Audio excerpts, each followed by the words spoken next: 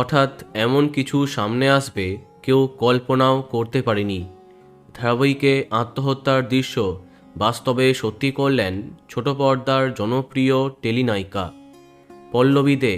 সুশান্ত সিং রাজপুত, প্রত্যুষা ব্যানার্জি পরে আত্মহত্যা করলেন দক্ষিণী টেলিপর্দার প্রধান নায়িকা নন্দিনী সিএম।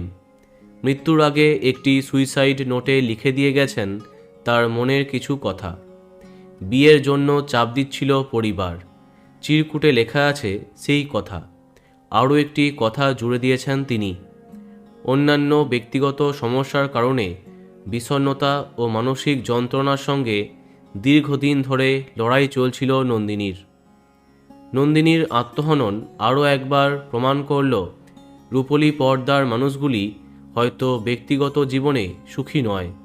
কন্নড় বিনোদন দুনিয়ায় প্রভূত জনপ্রিয় নন্দিনী দীর্ঘ বেশ কয়েক বছর ধরে টেলিভিশনের অসংখ্য কাজের সঙ্গে তিনি যুক্ত ছিলেন।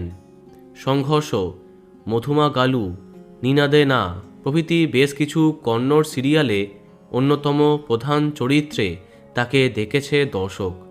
মৃত্যুর আগে নন্দিনী গৌরী ধারাবাহিকে কনকা ও দুর্গা দ্বৈত চরিত্রে অভিনয় করছিলেন। ধারাবাহিকের গল্পে উঠে আসছিল তার আত্মহত্যার সিন, সেটাই বাস্তবে সত্যি করলেন। বিয়ের জন্য পারিবারিক চাপ এবং কিছু ব্যক্তিগত সমস্যার সাথে না পেরে ওঠার কারণে নিজেকে শেষ করবার সিদ্ধান্ত নিয়ে বসলেন নন্দিনী সিএম। তার আত্মহত্যার খবরে ভেঙে পড়েছে সমগ্র বিনোদন দুনিয়া। বন্ধুরা, ভিডিওটি এইটুকুই।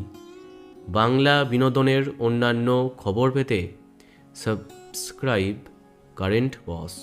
ধন্যবাদ।